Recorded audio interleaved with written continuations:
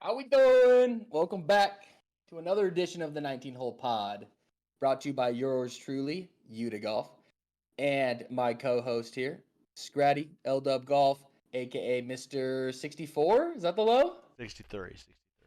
Oh, Don't sorry for the shoot me. Don't disrespect, shoot brother. me. Don't shoot me too Sorry low. for the disrespect. That's on me, brother. That's on me. What is Oh, your what a low? day. My low is 69. 69. Good number. Good number. I'm proud of it. I haven't sniffed near par in like maybe 3 years. So We got to get back I after thought that. yeah. We got to get the foundation of what we need to check box wise in terms of what we need to get our game back to is there. The goal is to dial in before the Nihoi Classic, a big tournament we have with a good group of friends this summer. And at that point, I want to be sitting back in the 70s really consistently because if I'm sitting in the 70s, I'll have a couple rounds where it's Yeah. going, and and that's good. That's good enough for me. We'll I'm just happy with we'll that kind just of thing. make the move to Florida and we'll just start doing this full time. Yeah, Play golf exactly, every day. exactly. Wouldn't that be nice? Podcast every day, golf every day, just living the dream. Live in it. But dude, another great week. A lot of things to go over. We have the Duel. LIV Golf is obviously taking a little piece out of the PGA's playbook with the Creator Classic. We got that to go over. A little controversy in there with Wesley Bryan being a tour guide and obviously doing some collab work with the enemy, LIV Golf. The Houston Open was absolutely electric. Good to see Minwoo cross off and get into the winner's circle for the first time on tour. The Masters is obviously right around the corner. I don't know about yourself, but I got some money on some dark horses, so I'm excited to kind of break down who the favorites are, who I think is going to be front runner, and then who I also think is kind of where it's kind of my little deviate Make a side that I little threw some make a little cash. cash on them. Yeah. Yeah. Take some good odds. You know what I mean? A good one. Um, cool topic that we've been talking about for a while is par three courses. I feel like they have like taken the world by storm. Yeah. They were kind of frowned upon like a decade ago in golf, and I don't mean frowned upon like people didn't like them, but it definitely was like, oh, that's rinky dink golf. But Yeah. in my opinion, and maybe it's just bias, but I think that there's such like a fun version of golf that's not so Right. traditional. You can let down the guards and just go have a lot of fun, Yeah. and you see a lot more people making that a part of their trips. You see a lot more resorts adding it to their Right. foundation. So we're going to dive into some of the higher ranked ones. March Madness is obviously in full go. I think what we're into the final four now or something like that. So Yep. good pickums Final there. four. Big update. Big update.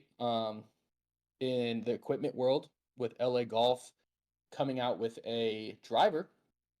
They did a very interesting method in terms of how they're rolling it out. So it's going to be fun to dive into that. And obviously, for those of you that have been kind of riding with us for a while, you guys know our background in golf. We have an extensive background with equipment and fittings and the physics behind launch monitors and all that good stuff. So we nerd out on that thing.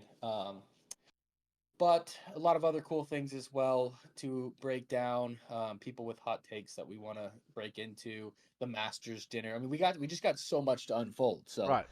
let's let's kind of get into it, man. Cheers. I don't know what you're sipping on tonight for the 19th hole, but I got myself a nice little whistle pig, A six little year. whistle pig. Put it put it into a pretty classy Oh, bottle. now look at you. Like, Look at you. just Get a little saying, fancy just out saying. here. I got me a Had a nice. had a Go for it. I Go had a for it. nice a relative give me a nice little setup for a whiskey thing, so I was like, you know what, Nice. we're gonna put this into full Looks effect here. clean. I got a nice little sissy drink. I got a lemon drop here, and then a high noon to wash her down. As always, I we gotta always say, go with the high nooners. there's if there's one thing I can count on, Scrat, it's for you to come out with a good sissy drink. Good sissy drink. Love them. Get yourself Love a them. little You can't sugar. tell me these things aren't good. Yeah, they are. I'm not gonna lie to you. The only thing I don't do sugar wise is just it's the hangovers, dude. Like those things taste like candy. Yeah, and I guess one of the things is I don't drink many of them. This is just kind of like gets you to that point, and then the high noon just keeps you kind of keep you riding. Yeah, like the Yeah. watermelon Again, high noons and all that. I can't do those because of the sugar. Just because I want to drink a lot of them. yeah. That's where it's not going to go very well. I haven't gone on like a bender in a while. But I will say, like when you knock out about White Claws or High Noons or some kind of Yeah. seltzer in a night, and you're feeling yourself, like it's a level, dude. You're It's a talking level about to be reached. burps. Yeah, Burps are exactly. reached. Probably the last Now, time. if you do that while you're playing golf in a Yeah. series of about an hour, Yeah. you're talking about throwing up, About 3 as times we in know. one hole. 3 times in one hole. Checks out. Well, sweet, dude. Happy Monday night. Happy Cheers, Monday night. baby. Everybody grab your glasses. That's some good shit. Ah, that's some good candy. Well, sweet. So let's dive into the duel. I mean, this is probably one of the harder topics that's going on in golf right now. The Creator Classic for the PGA has been phenomenal. Now, I want to dive into something a little deeper here that I don't think a lot of people know. So, obviously, there's been this competition between LIV and the PGA for the last like the greater part of 2 years, maybe even 3 years. And recently, or 2 years ago, the PGA decided to make a Creator Classic where they brought about 10 YouTube stars or influencers, whatever you want to call them. They put them all in a little 9-hole event. It did really good in terms of numbers. People came to the live event.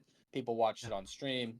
It was solid for golf. So they did it again at the Players this year. Did great. Now LIV's taking that piece out of the recipe and they're adding it and they're calling it the Duel. Now what they're doing with the twist is that's not just the creators playing in an event. It's actually the Duel stands for two people. I think it's best ball or is it? No, it's scramble. Scramble.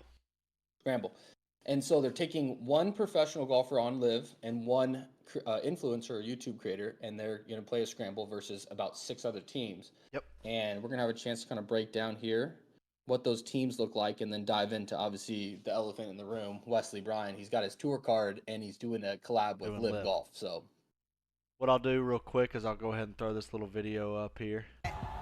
Duel. We're about to crown 2 new kings of Miami. This is the Duels. I will say I love their advertisements. Oh, their marketing is so good. And for the first time, stepping inside the ropes together. Grant Horvat and Phil Grant Horvat's the George GOAT. Bryant. I mean, he's changing the game, taking honestly. over. Yeah. You can't say he's not. Rick Shields and Joaquin Neiman, Luke Kwan and Bubba Watson, and Wesley. Oh, that lineup's so good. Wesley and Sergio are gonna be tough to beat. I mean, technically you're playing against 2 pros. Yeah, I mean Phil and Grant are gonna be good. Grant's just a good fucking golfer, dude. Right. He's solid, very then consistent. George. He doesn't mess up. Who's George with? Bubba? George is with who was it? DJ? No, not DJ. Wesley's with DJ. Or no, Wesley's with Sergio. Yeah.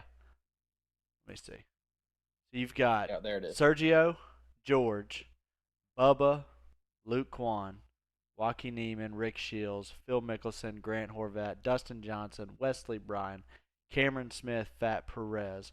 So basically you've got, I mean, Mr. Consistency, George Bryan with Sergio, Masters champion. That's going to be, I mean, a really, really, really good Sergio's team. pretty washed, but he's paired with George. George is fucking And I mean, solid. Sergio can still go low. I mean, when you get these guys in a scramble, if you give a tour player a line, it's tough for them to miss. Go Bubba Watson, Luke Kwan. Gotta think the percentage make almost. Yeah, doubles. I mean, it's got to go up a ton. Because all they've got to see is the line, and then they've already And basically speed, know the speed. Yeah. So then we're looking at Bubba Watson, Luke Kwan. I'm gonna say this is an interesting one. I mean, Luke's very consistent, bombs the ball. Bubba moves the ball, as we know. He's always gonna have that thing turning left or right. I think that's gonna be one of the middle ranked teams. Now, Joaquin Neiman and Rick Shields. I mean, apparently Joaquin Neiman is the #1 player in the world in some people's eyes. But shout out to Phil. Yeah. And then you got Rick Shields. Rick Shields is really steady. I haven't ever really gotten like too much into Rick Shields, but from what I've seen in the videos that I've watched, he is a solid player. Doesn't really make many mistakes. Joaquin Neiman he's playing great. He's playing amazing right now. So he's kind of like sneaky long too. So I think it's gonna benefit Rick. I feel like Rick gets out of whack with his long game. Right. But he's got a pretty solid game, so he's going to be able to complement. They're going to be a sneaky team in this event for sure. Right. Then you got, I mean, these guys already have some matches under their belt. You They're got dominating, dude. Phil Mickelson and Grant Horvat. They play so well together. Like what I like to call it is brother-in-lawing really well. So when one guy Yeah. goes down, the other guy comes up, and I mean, from what we've seen so far, they've done amazing on YouTube playing against the 2v2 series. Dustin Yeah, this is Johnson definitely and this Wesley is my Bryan. I think that this is going to be the best the front runner. I Oh, know Wesley's not playing the best golf, but the way that DJ plays golf, it's simple so and he doesn't he's usually get out gonna of place. And right, so if he's not out of place, Wesley Bryan is probably one of the best golfers on the planet. right. I mean, if you If he's get in there. Wesley in the fairway, he's gonna Yeah. do amazing. Especially, I Yeah. mean, DJ's not With short wedges. either. DJ's No. gonna bomb the ball, and I mean, if DJ just bombs the ball and keeps it in play and gives Wesley a chance to just get up there and free roll it and go as hard as he can, Wesley can move the ball as well, so Yeah. he can get some bombs out there, and he does like to hit that draw. Yeah. So Yeah, he slings it. I think they could. I mean, it's just gonna be tough playing against two tour pros. But Not I just will tour pros, say, two guys that have won on the PGA right. Tour. One thing I will say though is if it's going to go bad for a team, that's the team it could go really Yeah. bad for. I mean, I Dustin could hasn't just been playing the best golf in the world. right. And I mean, I I could think just he had see a good outing a yeah. couple weeks ago, but I could see them like just having going stupid low and you're just like, yeah, nobody else had a chance. And I could Yeah. also see them somehow coming in Yeah. last and you being like, how in the world do two tour pros come in last? I don't see I agree with you. I don't see a world where like they just mediocre. I see a world where they go Right. dumb low, or I see It's a world either where high they're or low. last place. That's all Yeah. you're getting. Now, sadly, this Cam Smith Fat Perez group, I just don't think has the firepower. I think the only way I love 'em. that I love them as a group. I think they if there was a pairing I'd want to be paired with, it'd be them two to Yes. go golfing and have fun. 100%. But Fat Perez, I think, is just outmatched in terms of what he brings to the table, and it would take a career Cam Smith day for them to be in the hunt, in my opinion. Low key, I kind of like them. I like them over, I mean, a couple of the teams just because I feel like both of them can roll the putter.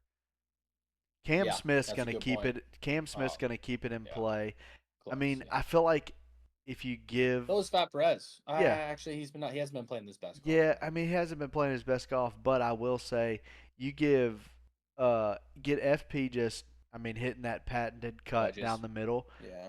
and then you just give Cam Smith a light to just go for everything. I think Yeah. that That's a changes good point. because a lot of golf that these guys play isn't just go for the flag every single time. But if you Yeah, give yeah. them a YouTube creator and everything, they can just get it in play and get it on the green, and they can just fire at everything. It'll be really interesting to see how this all plays out.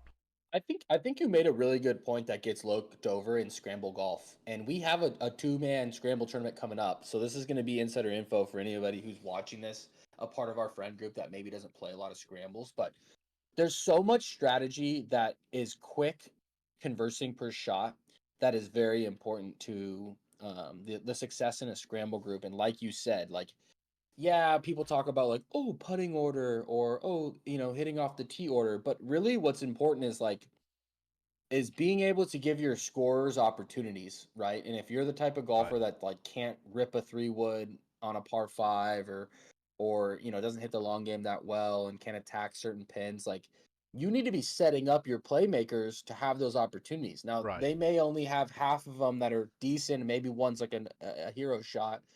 But if you're the let's say a 4-man scramble or even the 2-man, if you're the one guy that needs to set that up and you're not able to execute like an 8-iron that's in play that leaves a wedge in so that guy can go after it, Right. that's almost more important than the hero shot. You know what I mean? Well, I mean, it just frees a golfer up. I mean, nothing is worse than watching your opponent being free.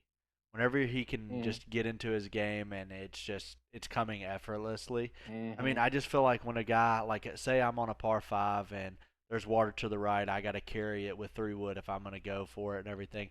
And then I've got a partner who can just knock me up there to where I'm 100 yards out. Okay, why in the world would I not go for it now? Now it doesn't matter if I miss it.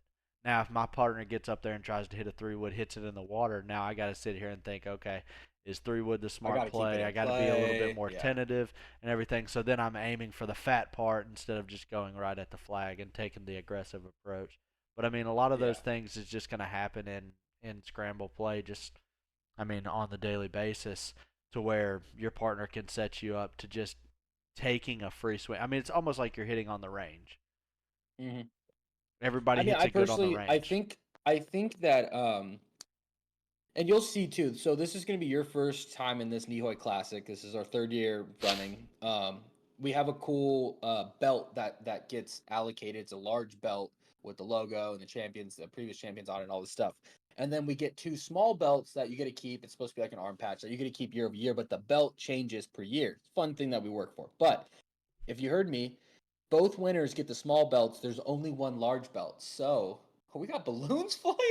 What the Whose world? birthday is it? Whose birthday is it? Holy cow! So the 1 large belt is that basically between the 2 partners, you got to decide who the MVP was. So the reason I'm saying this full loop here, the person who's hitting hero shots, if you're winning, that usually means you probably had a bunch of looks. So they're probably gonna get the MVP. And that's kind of like in Call of Duty, the highest killed person in the lobby usually gets the pat on the back. In a baseball game, a dude who goes 4 for 4 with a couple jacks is going to get the pat on the back versus maybe the pitcher that let's say they won 2-1. That dude who hit the bombs is the hero versus the guy who shoved for 9 innings. But my point is though is like the unsung hero is likely in that scenario the guy who was hitting the appropriate shots to let the hero be the hero. Yeah, exactly. But it's almost gonna be fun, man. It's almost like a caddy. Caddy's sitting there telling you the appropriate shot to play, so that guy plays the appropriate shot, and then you get to be the idiot that takes the dumb shot. Yeah. I mean, we might not be able to see it. We might get to, but on the note of the caddy, so a cool part of what we got to see with Minwoo Lee's as we transition into the Houston Open here, there was I think it was hole 17. Minwoo's up on the left or something like that, and he's gonna he has he laid up off the tee box. He has a longer shot coming in. His caddy, in the heat of a moment, this dude's got adrenaline rolling. Probably his heart rate's at like 150 to plus the entire day. It's a hard thing to play competitive golf, obviously. Right. And this dude, his caddy steps him off the ball because the wind had changed based off of what they came up with. And the commentators made a good point about it. They're like, wow, it takes a relationship to be able to, as a caddy, to confidently be like, hey man, let's back off. And I don't mean like he kind of started walking in. I mean he's over the golf ball, ready to fly, ready to go. Yeah, that's if, and I mean if anybody, amateurs are more susceptible than anybody because mentally, they don't have the repeatability to withstand certain noises and outside stuff. So little things kind of bug them. That's something that would tilt someone for the rest of the day. And also, one of the other things that I saw in that tournament is basically like on 18, you get Minwoo hits it left in the rough, then hits it over the green.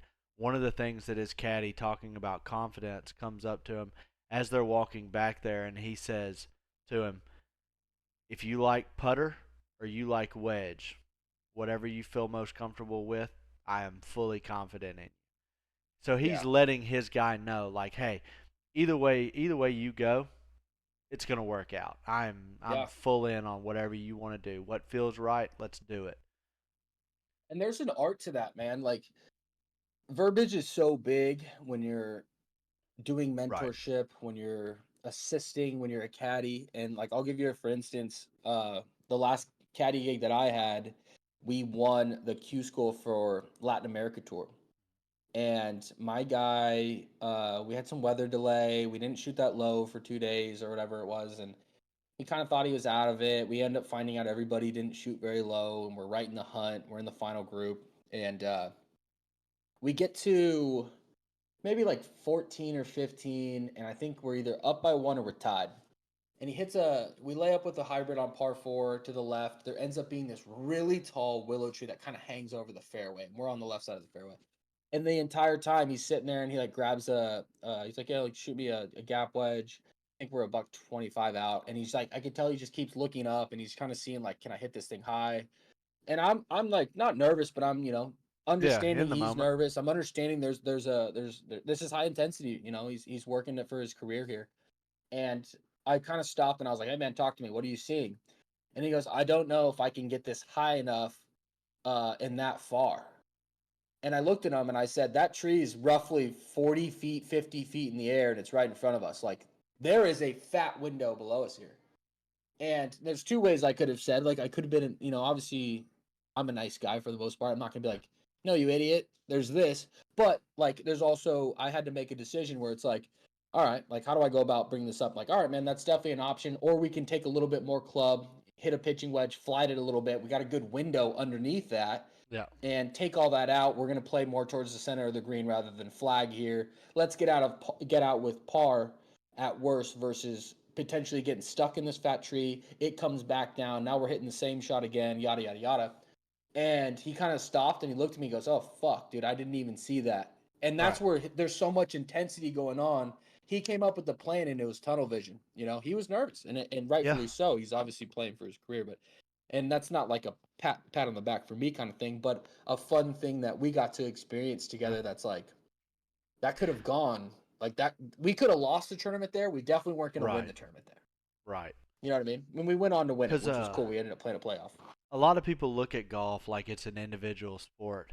Yes, for like the junior golfer coming up, I mean, most of your tournaments you're out there by yourself. You're just going through it and you don't have a caddy. But once you get to the point where you start having a caddy, it's not an individual sport anymore. Your caddy No. is there to give you confidence, to push you, to tell you the right plays, wrong plays, give you options. Because, I mean, some people, like, we got to face it, some people look at things and say, oh, I see this window. And then another person sees this window. And like you said, he didn't even see that one. So just seeing another pair of eyes on it, I mean, you got to give it's a not hand a right or to, wrong. Right. It's more of a hey, let's talk about the options. We have multiple options. What do Right. we think It's is just feasible showing together? them all the windows that they can go through. Because, I mean, you get in that heat of the moment, you just get fixated on, okay, this is what I see. You're not looking at all the options. You're just thinking, okay, I've got to do this. Yeah. And to be fair, that match, the other gentleman that was in our group, it was almost a match play for who was going to win it.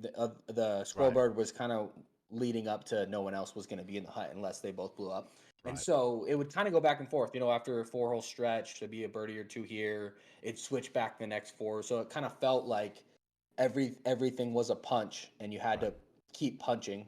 No, but that was cool. And I think, looking back on my short stint as a caddy, the one thing that I wish that I did more was stop viewing the golf course. Like, take my perspective of how I play golf and understanding how a golf course is meant, especially like as a golfer, if you start on the green, let's say you start behind the green and you look the reverse side of the golf hole, you'll see how to play it. It's almost night and day versus standing on the tee box and thinking, oh, I have to do this. Like, it shows you where to be, which angles come in best, where to miss, and stuff like that.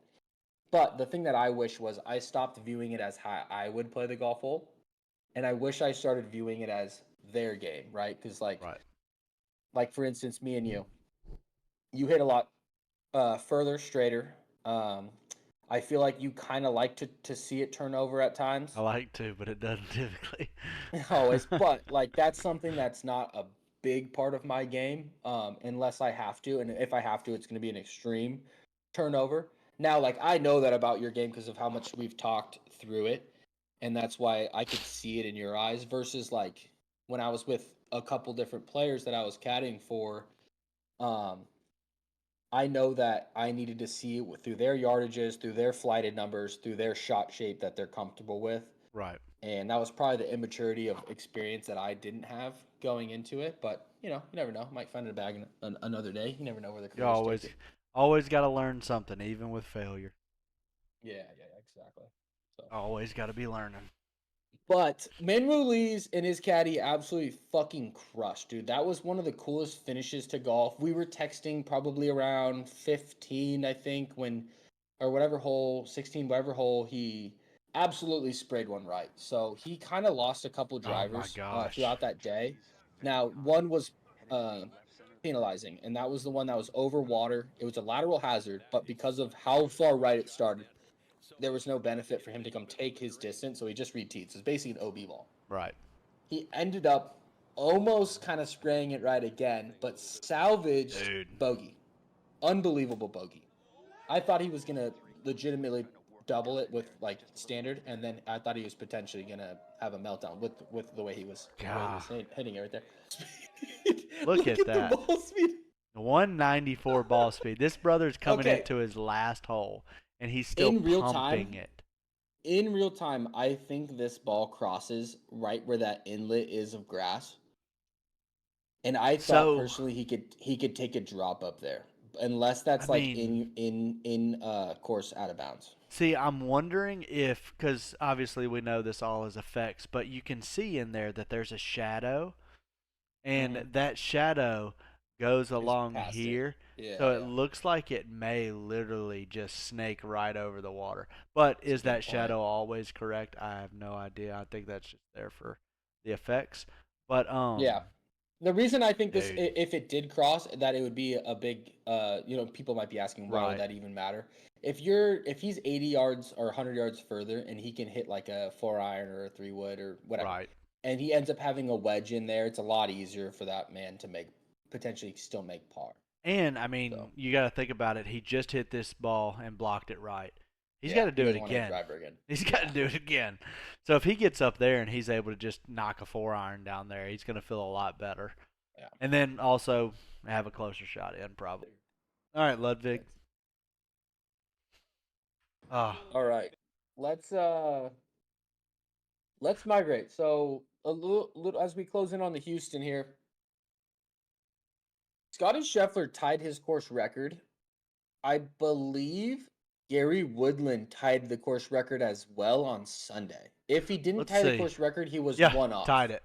Tied it. 62. So, and then on top of that, Scottie Scheffler was one off tying the record again on Sunday. Like, Sammy Valimaki was also tied for the course record in the last round. all I'm saying is I'm just really sick and tired of people talking about. I know he's like technically, statistically putting better than ever.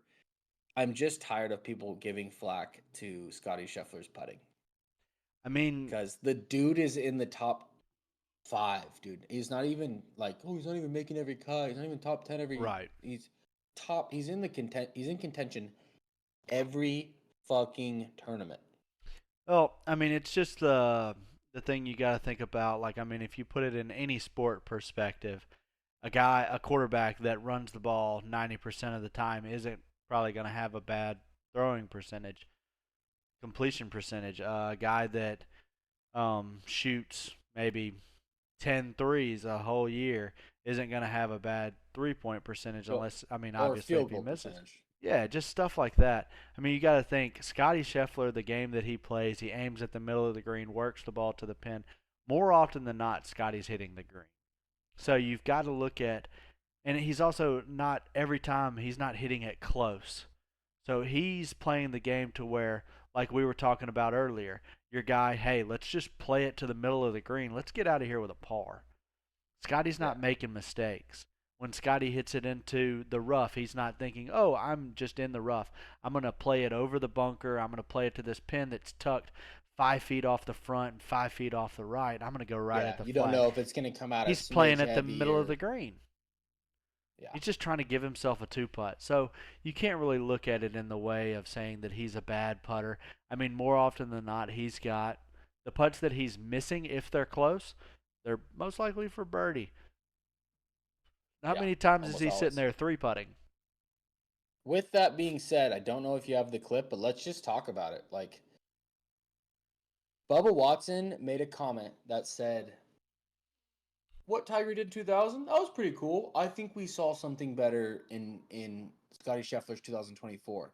Now, Let's I'm see going to put it. a pin in that because I think the closest thing we've ever seen to some of the years Tiger put together is obviously Scottie. Yep. I don't think it's even. I don't think it. I don't think it breaks the top 3 years that Tiger had. Uh-uh. There is years You know Tiger what put thing? together where he won multiple majors and he won a ton of events in years. Right. And I mean, I hate to tell you, but Scottie won much. what years was it that Tiger did the Tiger Slam? Tiger Slam. Was it not 2000, 2001? It probably was that year. Yeah. I mean, you can't That's the sit there greatest and golf say ever played. you can't say that Tiger's just doesn't have the greatest year, or I mean, years of playing golf. But let's listen to what Bubba's got to say here. I know Tiger did some stuff in 2000, but Scottie's year was the best we've ever seen. With all the talent around the world now playing, that was it. What's it been like for you seeing Ted Scott have so much success? You know, That's an interesting question. Oh, it's great. When we split up, and I said, we talked about it, and I said, man, if you could find a young guy that you could help, as much as you've helped me, go help them, it'd be amazing. I didn't think he was going to go to Scottie Scheffler's bag. Great interview question. The world, but Very. you know, I mean, Scottie was at that point. Scottie was a great golfer, but you know that friendship and that bond. He went to an elite golfer. I mean, that was the best year we've ever seen. I disagree with him. not. Now, I will say, side note, Ted Scott, how many green jackets technically has he been a part of? It's not just 3, I don't think. Who was he on the bag with before? I don't know. Who was Ted Scott?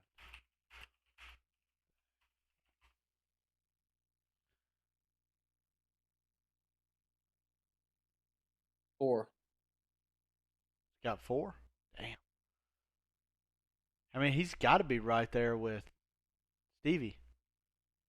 I mean, he's been a caddy for 3 different people to win the Masters. Do you think that a caddy is important? I think a caddy is massive. That is insane. One individual got Bubba Watson to win one. He then got, and again, these are great golfers, but he then got Scottie to win 2. And then who was the last person? Let's see here. I don't know. I'm looking it up real quick.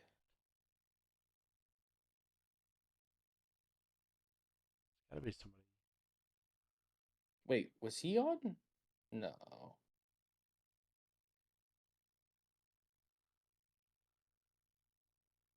Did Bubba win it twice? I think so. Who has? Okay, so Bubba 2 and Scottie 2. Caddy.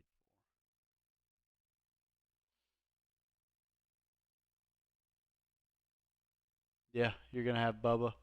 Yeah, he who helped Bubba Watson win the 2012 and 2014. I didn't realize Bubba won it twice. I just Yep. remember the 60-degree. That's fucking Hooked greatest 60-degree ever 100 hit. yards. I The don't know. I think greatest I've ever. hit a 60-degree that's I think it was the best of the Oh, year. Shut up! Shut I up! think it was the best of the year.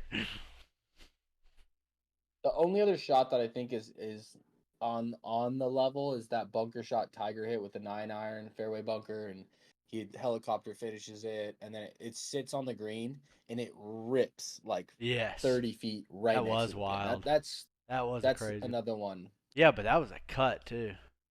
Yeah, Wow. that's. a You lot. know, I mean, maybe that Tiger one was better than Bubba's, I guess. Nah, Bubba's definitely is the GOAT. That's the greatest shot of all. And it was also to win a fucking Masters. Win a Masters. Yeah, it's kind of wild. Like Dude. that's. I mean, if you play basketball 1,000 times as a kid, you sat on a court and said 5, 4, 3, 2 to win the finals. If you sat on a putting green as a kid to win the Masters, To win if the you were in Valero Texas baseball, Open. yeah. If you're in baseball, you hit the last home run to Yep. walk off the World Series, and Bubba Watson legitimately did it Did it. with the There's greatest one. shot of all time, and it doesn't get talked about enough. No. I mean, haven't they done like episodes like people trying to go out there and just recreate it? You can't do it Oh, unless yeah. you're a lefty. I hate to say it. It's Yeah, impossible. you can't cut a ball that much as a Right. righty, for sure. Right. Unless it's like, That's, I mean, you can't even fucking shank it that much because I mean, if you with the do that, 60, it's not gonna that's have the the problem. spin. It's not gonna have problem the is spin. it's a 60 degree. Yeah, true. Yeah. But let's roll in. So Masters talk here. I have a front runner and a dark horse that is going to be a hot take and controversial, and I don't give a shit. And I'm about it. These are my guys. I think that what Bryson said about 4 years ago when he called Masters a par 68, I believe he called it, because of his distance gain. He said like a lot of these par fives play as par fours, and the reason I'm saying this is, well, Tiger. I know the course is way longer now and it's changed, but Tiger used to talk about like the dude didn't hit anything into greens past like a 7-iron because of all the undulation. And Tiger was a shot shaper and he was long, so he would shot shape into hills with the correct thing, and it would fucking roll an extra 30, which took 3-iron into a green on a par 5 down to a 7, and then a lot of times it was even further because of that undulation. So now the game's changed, but Bryson's changed. He's also dummy long, and he kind of makes the course back to what it used to be because of Tiger his length. used to play, Now, yeah. exactly. And he talks about that, and he's a phenomenal putter. We've only seen him played okay, I think, once at the Masters. Right. But And I think with him turning to a likable guy, yeah, he's driving it like the best I think he's ever driven it in his life right now. One thing I will say will be interesting, which also we're going to get into later, he's getting a new driver. Now, will this be in play at Augusta? I don't know. Could be, could not. I mean, it could be better than the driver he's got. I assume he would believe so, rather than playing it. I mean, but he will be playing a new driver. And we'll be doing that. Yeah, and we'll get into it in a little bit. Let's pull up some of the I got a dark horse here, and one of my favorite golfers in professional scene is Brooks Koepka. We all know this. Right here at 8. I think that he plays very well at Augusta. Very well. I don't know. I don't keep up with LIV as much as I would like or should. I actually really like their product. I don't know. I just don't watch it that much. So when you're gonna put money on the line, if you're not gonna do emotional or your favorites, like you should do some research. I haven't been, but I know for a fact that Brooks Koepka solely gears up his game for majors, and so this is the first major. He's been gearing up. He says start December. He gets in shape. He gets his golf game dialed, and then he solely gets ready for Augusta. Yep. And he happens to play other courses to get tournament reps. Right. So that's going to be my dark horse. Sounds like I'm a big LIV Golf guy picking those two dudes, but those are the two dudes that I'm sticking with. So, let's see. Well, I know who I'm going with. Going back to the last podcast. I mean, the dude's hot. He's already there. We've already tracked his jet. His jet's landed. He's ready to go. Everybody's making all this noise about his elbow and how he said that was kind of hurting him. yeah. Brother's not worried about this elbow. We're worried about this Masters. We're about to go out here and win this thing. I got Rory McIlroy. And I know a lot of people are thinking of this guy. I mean, how can you not? He's playing well. He just played well last week, almost made the comeback. So obviously I think Scottie's going to be right there in the running. Xander, not going to be a bad pick, I don't think. I just don't know. Xander plays very good at Augusta, and he's finally jumped the hurdle of crossing off not only one, but two majors. Yep. And so he's learning to close.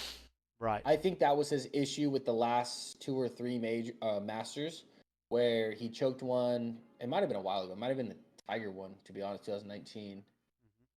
And then I think he choked the John Rahm one where he was in contention and hit a couple balls in the water and whatever. Right. But I think that's a great pick too. The only thing about him is I think with him coming off of this little layoff that he's been just trying to rest after going through all that stuff it's gonna be interesting. I think he'll play well. I don't know about a win. But let's see. I don't think Colin Morikawa. Let's go through the top 10 here. So yeah. I don't think Colin Morikawa is actually. He's kind of fallen off for me, man. I don't think he's Masters. He's not guy. Him. He's not him. He's too short. if you look at the major that he won at Harding Park, it's not a long golf course. He also played college golf down the street. Like this dude, it was arguably a home course.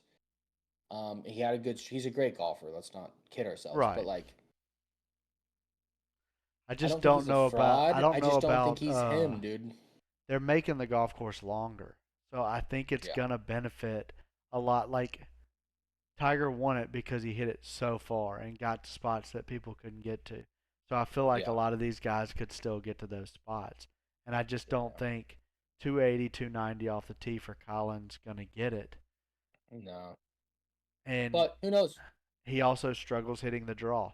You got to hit the draw at Augusta. He also struggles with putting. Yeah, it's He's just not the not greatest gonna putter in the not gonna world. be an easy course for him. I don't think. And yeah, I don't think he's really done that well. Sleeper. This is sleepy right Jon here. Again, Rahm. am I the live golf guy, dude? Might be. I might be. Hey, Holy shit. Sign us up. Sign us up. Sign us up, dude. Sign me up.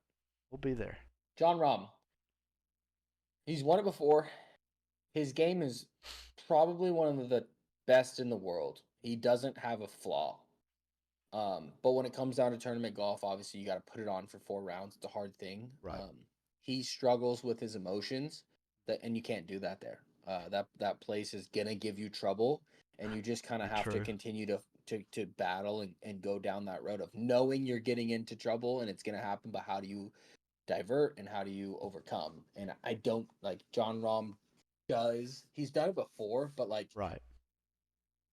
he also shows us a lot of times when he kind of gives up on tournaments. One of the things I'll say that I love about Jon Rahm is he gives a shit. Like, Yeah. he is passionate about his craft. And, I mean, all the videos, like, just kind of getting to know him through all those YouTube videos and everything, just really makes me like him a lot more, just seeing that side of him. Like, I would love to see Jon Rahm win another one. I think he'll play well. I mean, not to say we're live guys, but I think a lot of the Might live be. guys are going to play very well. We might be. And it feels like it happens every year at the Masters because that's the Yeah. big one. It's Even PGA though it's versus not Live. even though technically the Masters isn't a PGA event, it's its own No. event. They're allowed to invite whoever they want to, whenever they want to, and I just think the live guys show out, and at the end of the year it's always, oh well, the live guys played really well in it. So I wouldn't be Yeah. surprised, seeing any of those picks go to it. Yeah. Ludwig, young guy, hits it long, hits it straight. I Does. think he's a sleeper for being he's a dark horse. If you're thinking about a guy that's he can go on some streaks, he's there. He's your Yep. guy for sure. Yep. Nothing, I think nothing Ludwig's to him. yeah. I think Ludwig's a great player. He's always going to play consistently. I don't know how Unless he does at catches the Augusta. flu after shooting a course record Yeah, at Torrey Pines. I hate to hear that. That was my pick that week. And Yeah. after that 9 under round, I was sitting there like, "Oh, we're gonna make some money off of this." We're gonna win this. Yeah. And then just derailed. And then obviously That was wins crazy. it the next time they play it. Awesome. Because of the Riviera, the LA So fires. That was sick. crazy. So wild. Crazy. Bryson, There's my we guy. talked about him. That's your guy. I got him at great odds. So this is 18-1. At the time that I put a little money down on him, I think I got him at, I don't even know what it was, but I think it was a touch higher. So Yeah. I'm happy with it. Of That's course. a guy I ride mean, for. He's the fucking coolest human ever. right. Like you were saying, Just a good being a dude. great putter and a bomber of the driver, it's hard not to like Bryson here. And I think with him going in strategy wise, one of the things that I was hearing, I can't remember who was saying it, but they said they got to play with Tiger for the first time at Augusta through a practice round, and they got to see how Tiger actually looked at the course, and they were surprised at how Tiger always aired at the safe area and always was just playing it the correct way. I think Bryson's going to do that as well, just as scientific as he is, like the crazy scientist. He doesn't think- need to attack that golf course, Right. dude. Like he just has to like he just has to not lose his golf If ball, he keeps it in play, yeah. and he'll be in contention. Like Oh, his putting's he going to do secretly amazing. wedges it so Yeah. good secretly, He's and his just so putting is just consistent. disgusting. Right. Yeah, I think his putting. I'm so biased though. Yeah, dude. I'm so biased. I love love him. I think Bryson he's for great. the pick. Let's see. Yeah. Brooks. All right. Brooks is I already always went going to through play him. This well is my here. guy. He's gonna Yeah. be there. Brooks is going to play well. We all know that. I mean, it's not. It's just comes down to Brooks is just going to beat the golf course at every place that he goes to. Yeah, I think this is a dumb pick. Dude, I can't. I just don't think I it's a can't good get pick. on with my guy Jordan. I mean, I love him too, dude. I love him, dude. He's awesome. I mean, he's an awesome guy to listen to. Awesome to Yeah. watch play. When he's playing well, it's Savion of fun of, golf. golf. Yeah. It is fun golf to watch. But boy, I mean, he worked so long at getting his swing fixed. Now he's switching it back. Basically, it seems like the opposite way, and trying to go back. And it's just, I would love to see him do well. Will he win? I don't see it. Maybe once he gets a couple more reps under his belt and maybe gets this swing dialed in, I think he may have a chance. Unfortunately, his Just not new a Masters. his new swing has allowed him to play solid stretches of golf, but his new swing, and I have a similar issue. It's obviously I'm not fucking Jordan Spieth, but like when you do get to a point when you cross the line up top, it's easy to get stuck. And what people don't understand what stuck means, it's timing, right? If you're moving the club more and you get a cross, if you start firing from that crossed position rather than pretty neutral, you're usually going to find you're going to be super on top of the golf ball, and you're going to find that ball starting to go right. Where's Jordan's big miss? Wipes the fuck out of it at times. He sometimes overcorrects it and you get that left as well. But like that's the whole issue with going across the line, and he used to not. He does now, and it's allowed him to go, like I said, like if he can get hot and get his timings right and everything like that, he's got the game to go through stretches where it's like, oh Right. shit, dude, are we seeing old Jordan again? But like Right. it's not sustainable. Be interesting. Last but not least, Phil Mickelson's #1 golfer in the Wow. world, Joaquin. Number one. I don't know. I'm not watching as much live golf as I should. I do know he does. He's a good golfer, man. He's a Oh, he's a scrappy great dude. golfer. He gives a fuck. He has one of the best swings. He gets into It's it a long ways. he gets into a hitting position where his lower half's out of the way. It's fully rotated, and he's in a compression position with depth. Right. It's one of the best swings that doesn't get enough recognition. Right. I think he's just gonna do. I think he'll do really well. I mean, he's really consistent. He's doing great on live. I think he's won 2 or 3 times this year. So obviously he's playing well. It's just gonna come down to, I mean, how's he gonna putt on these greens? Is he prepared? Is he out there practicing on it? I assume he is. I think he is. I think he wants to make a statement. He seems Yeah. hungry. I could see him. He is one, like, just thinking about him, I could see him winning a major this year. Will it be a Masters? I'm not sure. But I could definitely see him winning one this year. Yeah, for sure. Let's see. I'm just Well, gonna on this note, though, let's go to on this Bryson note, live golf note. Yep. We're gonna see a new driver in play here. So, LA Golf has officially conformed with what's the organization that approves new golf clubs? Talking about the USGA. Yeah. RNA. It's a tough organization to forget there. Pretty unheard of group. So LA Golf has come out obviously with their own driver. Now, in terms of carbon copy, driver head, bulge and roll look to the face itself, it looks like everything else you're going to see on the market with new logos and what have you. But as we dive into the breakdowns of heads, what all major manufacturers are doing, they make like a 440cc head, which is a smaller profile, usually for your high-speed guys that hit it at more times than not out of the center. The next model is going to be what's called a 460, which is like the max or the forgiving model, which is a little bigger head. And it's meant for more of your amateur guy or whatever, you know.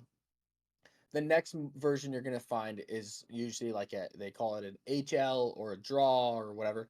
And it's usually a club that's put into an upright position at standard.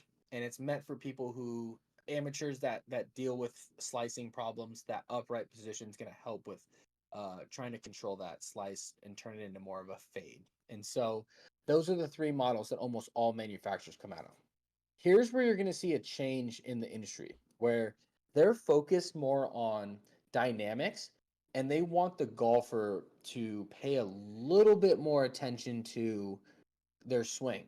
And so they have about 5 different breakdowns of it's not just head, but it's based off loft. So I'll let Scratty kind of break down the different lofts as I think he's looking them up right now. But So what it looks like, the 5 faces are going to be for different swing speeds.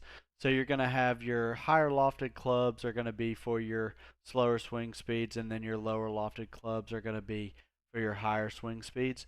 It looks like, I mean, it's going to go all the way from a loft range of, looks like Face ID 8.7 is swing speeds over 135 with a loft range of 2.5 to 5.5. I personally will not be getting that driver. That is meant for long drive drivers. 2.5 degrees is but stupid. You know, one thing that would be really, really cool about these, imagine getting a 2.5 to 5.5 for maybe some trick shots, or imagine just getting up to, this is how my brain works, getting up to a pond and having a 2.5 degree to driver, and I can just sit there and lace one, and that ball just glides right across the water. And it's that not would only be gonna so glide, sick. Scratty, you're still gonna hit it like 280. Oh yeah, First it's skip, gonna go it's forever. Gonna go so far. I mean, see me at maybe I'll go across the pond and try to qualify this year, and I'll be hitting a 2.5 degree driver, and just there's wind today. There's wind. We're just gonna go. We're gonna go under it. We'll just go under it. Yeah. We're gonna hit it T height all day, and we're just gonna roll it on out there. But this face is obviously something that's meant for people with like unheard of swing speeds. Right. It's I mean, more meant for long drive 135 guys. mile per hour. Yeah. That's insane. But what it sounds like is they're gonna do. I'm pretty sure Bryson's really big into bulge and roll on the face. So what that does is basically out on the toe, why the face rolls out is to make the golf ball hook back, because if you miss it off the toe, it's going to want to go right. So the hook brings it back and is supposed to bring it back to center. Same thing with a cut. You hit it in the heel, it's supposed to cut back and come back to center. What Bryson has worked with is trying to, I guess, basically perfect that. He wants the bulge and roll to give the maximum distance on both sides and everything. So I know he kind of tries to err more on the high toey ball, because that ball is always going to draw for him, and it's just going to have no spin to where the ball goes the farthest. It would be really interesting. I mean, this may be something, I know I'm looking for a new driver. Now, we all do know LA Golf is known for not cheap, having some expensive golf clubs.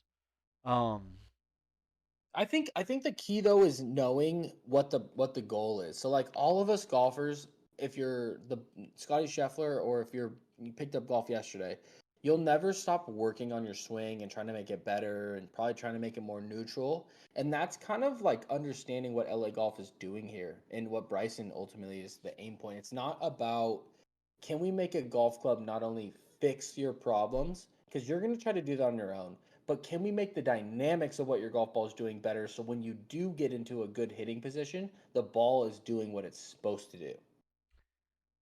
Which I think is a whole new framework on what club manufacturers are doing. I think it's good, personally. Unfortunately, here I got to put a hand up accountability. Okay. The driver is $650. Oh, that's not bad. And listen to this right here. Hey, I got it up. I'm above camera. I'm not gonna Joey Daw. I'm not gonna Joey Daw this and say, hey, my bad. Hey, my bad. No, hand up accountability. Listen to this as well. No stock shafts. As LA Golf was first a shaft company, it should come as little surprise that the new LA Golf driver comes standard with a premium LA Golf A Series shaft. The company has a note on the sales page of the driver calling out other OEMs that, in quotations, make you pay over Premium. $500 for a driver and then give you a $10 mass-produced shaft. I mean, I'm buying it. brother, You sold sign me. You're not even me repping up. Sign me up. I'm so down. LA Golf. $650? I'll take a 9-degree head. I'll take Exactly. extra I'm in. extra stiff, tipped half an inch, I am in. low torque, Where- lowest torque you can find, brother. Where do we get on with LIV? I mean, we're going LA Golf. We're doing all this. Oh Price, shit! Dude. okay, so I Dude. took Rory for my Masters pick, and Okay. my second pick, my dark horse, is going to be Bryson DeChambeau. Let's We're go. going to the Let's fucking go. moon, baby, to the The moon. boys are riding Let's together. go. Here. I love that. Let's We're ride. gonna Let's be- ride. I'll be honest, guys. There's not a lot of times that Scrat and I are riding for the same Not person often. during a tournament. Not It's usually like, oh yeah, that's a good pick, but I'm rooting for this guy. So it's gonna be fun to finally watch. We a can Masters, do and we we're can both do pulling a for the same we can guy. do a Rory versus what? You went with Brooks? Yeah, We can do a Rory heads up, side Brooks bet. Yeah. and then we'll ride together with Bryce. Loser's I got to like that. jump in the pond at Yocha and get us kicked out of there. Naked. Ah, Can't get banned. Yeah, can't get banned. But that's great. I love it. So, cool, man. I'm excited for the Masters. I think something that's really cool about the Masters is if you don't know, on Wednesday they have what's called the par 3 course, and they not all the pros will do it, but what's really cool is they usually have like their wives or girlfriends or significant or like a relative or some of that. They'll caddy for them, and they'll have their kids running around. They're having it's literally one of the coolest, most wholesome things you'll see in golf. If you want to talk about like producing wholesome content, the Masters needs to just absolutely explode this every clip they ever make from this thing on every Oh social my media platform. gosh. It's the coolest day ever in golf. yes. Outside of intense competition. But with that being said, we saw something this week about what the number one rated par 3 course is in the world. I'm a little biased because I've actually had the chance to play a good amount of par 3 courses that are on this list. Now they're all located in the west to west coast area, and I know that there's probably some really good ones out in the east. Like the Cradle or whatever it's called that's over at Pinehurst, and I'm sure that there's I two mean, million. handfuls, Yeah. throughout the rest. But in my own biased opinion, and we can obviously look at the list that's here. Yep. I've played the Cliffs course, and it's on the list here of Olympic Club, and it's a Yep. great par 3 course. I don't know when it was made, but it is definitely not like as pure as the rest of the Olympic. It's phenomenal. I'm being nitpicky. If you go have this, you're gonna have the funnest time. You're gonna be like, what the fuck is this guy talking about? But I'm comparing it to like I went and played the 2 par 3 courses at Bandon Dunes, phenomenal. I went and played the Hay down at Pebble Beach, phenomenal. I went and played the Shorties or what's it called? I think it's Shorties in Arizona. What did we play? Scrap. I think it was Shadow Shorties. Mountain. Yeah. Shadow Mountain. Shadow Mountain. Shadow Yeah. Mountain Shorties. Yeah, I went and played that. Stupid pier, so- fun course. I don't think it's the best, but my personal opinion is that the Shorties course at Bandon Dunes and the Preserve course at Bandon Dunes Okay. are the best 2 par 3 courses in the world. So one of the ones that I've played Top of the Rock, which a lot of people say is, I mean, they claim it as the number one short course in America. But one question: do you put in wedge? Basically, I say wedge. Do you put in the short courses into your list as well? Example like the Hay, where the holes are only around 100, maybe 120 at max. Are those technically par 3 courses as well? All par 3 courses. If it's a par 3 only for 18 or 9 holes, it's a par 3 course in my Yep. opinion. So Because to answer your question, the hay, I think yes. yeah, I think I haven't played it, but I think the hay, I mean, looked awesome. I mean, I think the way The I look furthest hole at at the hay is literally 105 yards. yeah, I think that's awesome, especially like you're able to pull in families because you can put out golfers out there, and we're all trying to grow the game to make it to where a lot more people want to play. And I mean, just learning that you can have fun out on the golf course, grab a drink, grab your kids, do whatever Yeah. you want to, and you can always just go do whatever you want, and it can Dude, be a that's a really big really fun spark time. in my story. So before Tiger Woods took over and made it the hay, my mom and my dad brought me and my brothers out to the previous par 3 course that was where the hay is. It wasn't Right. as nice as it is now, but it was solid. And that was one of the first rounds we all played together, and it's something that's cool for our family where we go back and play a little tournament there, and we've actually gone back and redressed up in the same outfits we did when I Really? was like 6 years old. It's something cool. But to your point, like par 3 courses are one of the best things for golf for that sake. Like it's a place where it's so nice. You're at Pebble Beach, but it's like walls are down and you can go ahead and just go slap it around. It's not Right. serious. Have some fun, do your thing, and everything like that. So I think it's just a great introductory place to where, like, I mean, all families can get into it, and I mean, I feel like it's just really intimidating if you take your kids speaking of my out mom, or say hi to my mom. Come say hi real quick. Come on. No, come actually say hi. This is Mama Diwa right there. If you want golf lessons, by the way, she's played about 6 rounds in her whole life, but she'll give some golf lessons. Get Mama ready for D it? Watt. No tips right now. No This tips. is Ah, Mama Diwa, Mama Yuda.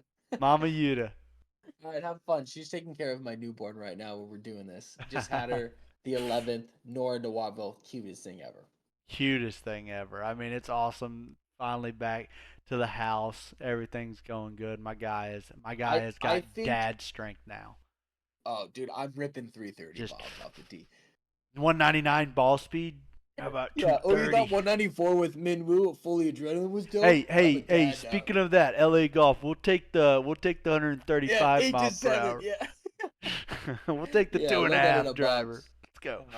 Oh my god. That's But no, hilarious. just the short courses. I think one of the things that's tough about golf is a lot of people try to take their family out on the golf course, and they're taking them to this massive piece to where it takes them, I mean, 20 shots just to get to the green. When you go to a short course and playing a par 3 course or playing something like the hay, it just gives them the opportunity to be like, okay, I hit a bad shot, but I'm not far. You're not playing a 400, 450 yard hole to where you hit it 10 yards and you're still 390 yards left. And then you hit it again 10 yards and again, and it's like Right. people are worried. You're feeling like you're holding people up. Yes. But when Good you go intro. out It's a good there, it's intro to just the a game. great intro. So But I number think one question: if you hit a hole in one on a par 3 course, do you count it to your hole in one tally? I don't. I can't. I disagree. Ah. I disagree. I think that no matter what, if you hit a hole in one, the next questions is, oh, what was it? Like you're gonna explain it, and you're gonna have people that are haters or not. Like you're playing, as long as you're playing the round like a round, I think it counts. I think like nah. Okay, for instance, there's a hole at the hay that's like 40 yards. Yep. If I hoop it there, I'm gonna be like, yeah, I hit a hole in one. It's a 40 yard. Like I'm gonna let people know Yeah. it's not fucking like the Right. players 140 Island Right. Green or some shit. But it also begs the question: if you hit a hole in one on hole 7 at Pebble, you have no problem telling people that. I don't. I would not. You know what I'm saying? Like, I but did that's it like with that's a the driver. 105-yard shot. You know what I mean, though? Like, Right. it's Yeah. the same shit. Like, Yeah. and what I was saying before I kind of started rambling, if you play the course like a round, where you're not hitting a bunch of balls or kind of fucking around and happen to hoop one, like if you're playing it like, all right, I'm gonna try to keep score here, and you hoop one, count it, make sure you explain it. You're playing something competitive. I think it counts. I think it counts. I mean, I can see it. It's just tough. It's tough. I've come close like 3 times at the hay too. I Hey. mean, sitting on lips. Well, we already know we're making one whenever I come out.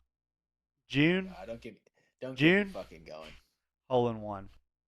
Y'all better go ahead and send it. Go ahead and get them trash can, tin can nachos ready for your boy. For your I boy. can't wait. So Ah. in June, we're coming so best case scenario for that trip, we end up getting on the prestigious Cypress. We end up getting on Olympic Club. We end up going and playing a practice round that evening at Yojidehi. We play a tournament at Yojidehi, and we come back, hang out, and then Scotty heads home. Worst case scenario, we play Pebble Beach, and then we go play like either Harding Park or Presidio, and then we play a practice round, and then we play the tournament.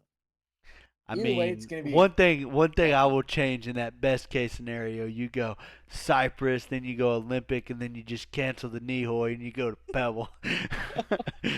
Hey, honestly, if Homeboy says like, "Hey, you can come out to Cyprus," and you're playing it on the day of tournament, we're canceling tournament. Yeah, dude, we're moving it to Saturday, and we're playing Cypress Sunday. Like, I mean, if you don't get those opportunities, those are the type of opportunities you can't. Oh my gosh, dude, could you imagine just absolutely ripping one at Cypress? You know, one thing I've heard is only imagine. I could literally only imagine. apparently the driving range only has like 2 or 3 spots on it, and there's just a flag out in the middle of a field. One flag. Yeah, there's just one flag out there in the middle of the field, and then the pro shop is like It's like a little shack. You it's can walk by it and miss it. yeah, it's just the tiniest thing ever. Yeah, I've heard But that before. that I've heard golf too, like course. when you get to go play it, let's say like you have a guy bringing you out and he asks you like, hey, you want a caddy or whatever. You'll ask for a caddy. You don't know where the caddy's den is, and they'll just start walking out of the forest and like, hey, you Alec or you Scrat or whatever, and like they just grab your bag and you're like, where the Brother, fuck did these could you dudes come from, imagine, bro? dude? Oh my gosh, I'd God freak damn. out if I could play that golf Yeah. course. All right, But yeah, I on think the topic of Olympic Club, Olympic Club arguably has the greatest snack of all time to eat on a golf course. They are the inventor of the original burger dog. Now, if you've ever been on the West oh my Coast, gosh, the West Coast is known for that's right here. like In-N-Out Burger. Yep. In-N-Out Burger has a special sauce. The burger dog doesn't have a special sauce, but at Olympic Club they do a little something that makes it a little zesty enough, or it's like, okay, this isn't just taking a hamburger patty and spreading it and throwing it on, and it's So whatever. It's explain the burger legitimately dog to me. Like, what is oh. it exactly? So take a hot dog bun, you take a Yep. hamburger patty, instead of making it circular, they just make it into a very like a hot dog form. They throw it in the thing, the hot dog bun. They'll throw like mustard, mayonnaise, some cheese. They'll throw. You can ask for some other stuff too if you Yeah, want bacon anything. or some veg like some onions and So stuff. Like you can put extra stuff on it. low key, when I was looking at this photo, I didn't like look at it like close enough. I thought it was literally a burger at the bottom and then a hot dog on top of it. But no, that's like a sauce or something on there. So So yeah, they do put something on there. this picture of the burger dog is not the burger dog. I'll tell you Okay. that. I have clips of the burger dog, and maybe I'll put it overlay here on this pod so you guys can see what it looks like.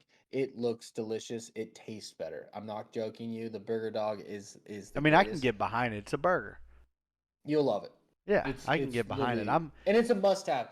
It's one of those things like we'll have it before the range, and you'll be like, "Yeah, that was fire." We'll get to the turn, you'll be like, "Yeah, we can order 2 more of those right now." Yeah, No run problem. it. And No, you easy. know, as we've said in the first pod, this fat fuck right here, down 11 pounds, not tooting my own horn, but Dude, I could down Toot that horn, some, baby. I Toot could that horn. down some of those things right now. Yeah, we'll absolutely cack the shit out of some of those. So the next let's thing see. is a normal dog at the turn. You obviously Yeah. have like your normal club sandwiches, I think, or whatever, or is a staple at a turn. You know, I'm gonna go out on you a know limb the here. Bobby staple. Caesar wrap. Yeah, I Caesar wrap is I don't think they're fire. that I love them. great. The Perez of Barstool obviously has pizzas. Bob Does Sports is trying to make Caesar wraps his thing. The whole point is that I don't think that Caesar wraps are that good. I think that Bobby's trying to he's trying to create content. He's trying to, and he's doing a good job of it. But I just don't personally think anybody wakes up and goes to the golf course craving a Caesar wrap. I don't know, man. You love them? My work has a Caesar wrap, and dude, I have fallen in love with that thing. And I will say, I'm trying to be a little bit conscious about my weight, trying to lose a little bit of weight. So that Caesar wrap is a good thing that doesn't get me like Good too alternative. full, too much. I try to just go there, get a Caesar wrap, maybe some fruit on the side instead of getting fries. But like, it just makes me not feel too full. And I don't know, it's kind of like refreshing, and I guess that's from the lettuce. Kind of has a little bit of that moisture in there, so it gives you a little water, so it just keeps you going. But man, I am behind the Caesar wrap, and I will say I Okay. was never a Caesar wrap, or I was never a Caesar salad guy growing up. I was just your regular, just tomato, cheese, bacon bits, ranch Yeah. salad. I mean, personally, I think that the greatest meal you can get is whatever their dog is. For one, it's quick. For two, it's solid. You know, like a Yeah. good dog at the turn. There's a reason that the term a glizzy at the turn is a thing. So Yep. I personally, and this is probably something I shouldn't bring up on the pod, but I've always had a business idea called Yuda Slices, and it's an old, not an old, it's a like a sprinter van converted into a kitchen, almost like a food truck. Partner up with a golf course, put together 3 wood fire pizza ovens with a standing rack that's heated for pizza, and you have, your standards pepperoni, cheese, and maybe a Right. combo or supreme. And you also make like a specific breakfast pizza. Yeah. And that way, throughout the entirety of a day, you can have pizza served by the slice called Yuda Slices, and you can serve it to golfers that are coming through not only at the start of their round but Yep. at the turn. So when they're Turn. in, if the morning golfers can get their breakfast zaws, and then they can get normal zaws that they want, and then the later golfers can get the whatever zaw they want. And Right. I think I think it's a lucrative business personally. I mean, pizza's always going to be on the top of people's list. So I Nobody mean, you can serves never it, really dude. go It's wrong with not it. ready. Yeah. You can't be on the 8th hole, and you can't call a pro shopper a 19th hole and be like, hey, can I get a pizza? Like, Yeah. dude, nobody serves How pizza in easy golf. would that be? Because I remember actually, like, whenever we were kids, we would be out at the golf course, and I mean, obviously we eat the same food all day. Like, I grew up on a golf course, lived like on hole 7, hole 6, hole 2, on the same golf course. So I ate at this place every day. We literally would call Domino's and have them deliver to the golf course, and we would pick it Yeah. up ourselves.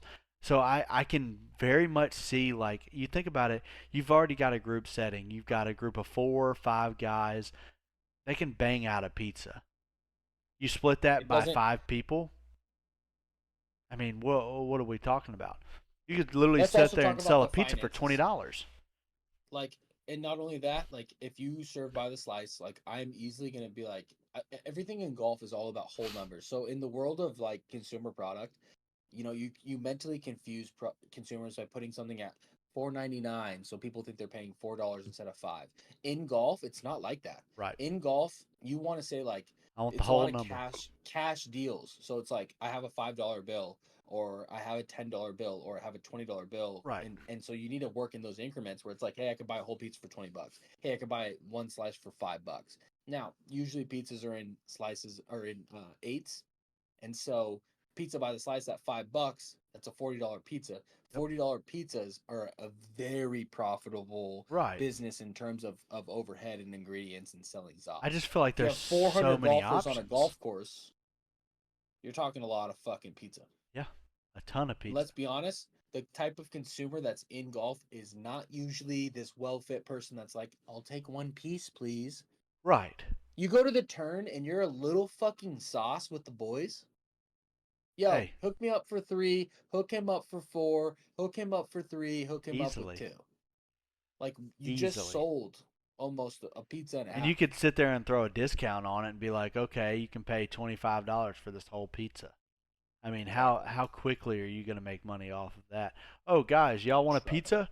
Hey, instead of dogs, let's get pizzas. Run it. Like, what are we doing? It's easily packaged. All you got to do is throw Are it in a we? box. Are we? I think we're done with the pod. I think I'm just going to go sell pizza. I think it's time to invest. I've Right. thought about this for a long time, Scott. and it's been on my mind. The only How thing sick I would that need be? to do is actually invest in a like it has to be one of those standing wood fire ones. It also has to I'd have to you gotta make a good pizza. You can't Yeah, come you out here gotta making make a shit pizza. banger.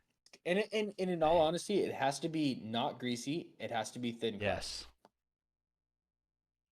Yes, that would which is be. a unique recipe. I am team thin crust. I am Team thin too. crust. But for the sake of golf, you can't make deep dish. Right. It's fucking It's way too stupid. messy. And if you make like some pizza spots, I paid attention to the president or El Presidente's pizza reviews for a while. A lot of places will drizzle a little olive oil with some basil on some pizza. The basil doesn't do shit, but the olive oil makes an idea of grease, Mhm. and the cheese melts. It also obviously creates some grease. Point being is, if you're on a golf course and you have a greasy pizza, the last thing you want to do is be wiping your hands on a towel for the next fucking 6 holes and spraying that shit all over the place. And then maybe you would have done that without the pizza, but you're gonna blame it on the pizza. And the next time you go to the golf course, Very true. you're not buying a pizza. Hey, a big tip to my guys out there. Whatever hand, and I do this just, I don't even think about it anymore. Whatever hand you put your damn glove on, use that to do everything. Yes. Brother, Yes, if you're dude. eating a bag of chips, we're taking this off. I'm holding the bag of chips with my right and I'm eating with my left. You got to eat On with your that left. note, take your glove off. So many Yes. golfers leave their Oh my glove on for gosh. 18 holes. Have you ever Take seen your fucking glove off. Have you ever seen just this just despicable person? I have seen people eat with gloves on, and I'm just sitting here like, brother, do you understand what you're doing? It's crazy. First, Oh, that's disgusting. There's sweat, oh, germs, bacteria in oh it. my gosh. Dirt, dirt, poop. There's manure that's in grass, right? There's fertilizer I and mean, shit. Outside of that, you're also talking, oh, I've had it for fucking. A lot of golfers keep their gloves for 12 rounds, 20 man, rounds. I really need a new Things glove. turn blue. They're over here eating just a freaking I'm gonna, pizza. I'm gonna, I'm gonna call someone out. I'm gonna pop a Yuda. They're eating Not some me, my pizza. dad. Oof, I gotta convince my oof. dad to buy more gloves than anybody in this world. He's like, dude, this one's fine. It still works. I'm like, buddy, Know what you it's need to do? purple, it's blue, and there's grass stains. Know what you need to do? And it's Get him one of them women's gloves with the little fingers cut off. that way you can just use the fingertips out of it. Yeah. Oh, that's hilarious. Man. But anyway, that's been my secret business back pocket business idea for a Yeah, I long think that's a time. great idea. I mean, it would be super cool. And like I could see that being a trend setter in the market cuz like everybody we all love the dog. The dog is quick. But you can't sit here and be like pizza's not quick. I mean, you literally have Little It can be. Caesars who is literally known for hot and ready. You could have hot and Yeah. ready at your club at any time. And it's something that can actually just sit there. All it's got to it's not like, "Hey, this guy wants a pepperoni pizza." It's something you can make, throw it on the burner and let it sit there. And then obviously after a couple hours you can throw it away, but you could also feed. You could do so many things with it. You could sit there and do donations out of it. You could give it to people that are in need. There's so many good things that could come out There's of a hole that in our business. market that I would like to fill at one point. Yep. I don't know what that exactly looks like. I've taken initial steps of reaching out to food truck uh, entrepreneurs and asked about what the initial cost is and stuff like that. Right. And I'll crunch the numbers on how long it would take to make up initial costs, if it's worth it. But I don't think it's hard, man. You figure out how to make good pizza. Yep. You get the initial setup. Let's say it costs 100 grand, whatever, Right. and you can partner up with the golf course and set that thing up for that account only. I think you'd make it up the money within. I think let's just do some numbers, right? If you're gonna sell $25 for a whole pizza and you have 400 golfers come a day, let's say 70% of them buy pizza or buy Yep. something, or 25 a piece. I mean, you're talking roughly 500 zaws at eight. We'll call it six, whatever. 8 slices a piece. It's how many zaws are you selling? So a lot. 50? Like Yeah. That's a lot of sauce. Now, Yeah. obviously, there's margins to this shit. I Right. don't know what the exact margins are. I'm assuming they're probably around 50% if you're marking up like that. Right. So, um, fuck, dude. It could be 25 times really 50. good. Let me do that math. Let me do it. I'm not a smart man. So, 25 times 50. $1,200 roughly a day. Yeah. Netting $600 profit. You times that by 30. You tell me. Sounds like a good idea to me. 37K I just a think month pizza in should profit. be a thing at the golf course. I think so too, dude. I think there's a business there. There is a hole there. I think there's an actual Hey, way to fill it. We gotta figure it out. What do you drink on the golf course? Drinking beer? You drinking liquor? You ever drank beer and liquor with a pizza? A few times. Sounds pretty good together. Pretty sure if you ask me. Pretty sure I've done that before. So put a fridge right next to the checkout menu. When you go to a bar, what do they typically serve? Like burgers, wings, pizzas? Fries, pizzas. Not here to say there's a hole in the market, but there's a hole in the market. I mean, could be filled. Okay. Could be filled. On the topic of food, Masters dinners, our closing topic of the night. This has been one of the coolest things. So, the Masters, as of last year, maybe 2 years ago, whatever it was, they started making where you can take home some of the meals that they serve at the Masters. And there's something that's very, very historic about the Masters is that they keep the pricing the same throughout the entirety of it. If you look at the sandwich cost of like pimento cheese sandwich is one of the very more famous. It's like $1.50. Right. It's now you go to super any cheap. sporting event today and you get fucking garlic fries. $12. A beer is going to cost you $20. A water is going to cost you $5. Ungodly You price. leave there with half a meal, no nutrition for like fucking $40, and then they're going to flip an iPad at you that says "tip me," and then you're going to feel obligated to give an extra couple bucks, and you're like, "Holy shit! I just got bent over the barrel and showed the 50 states, and I'm just here to watch." I could have gone to a 5-star dinner. Now, the coolest part of the Masters is they don't do that. They have their menu that's prefixed. The prices, I don't think anything's higher than like $3. Right. Which is awesome. They give you an in-home option to be able to experience that.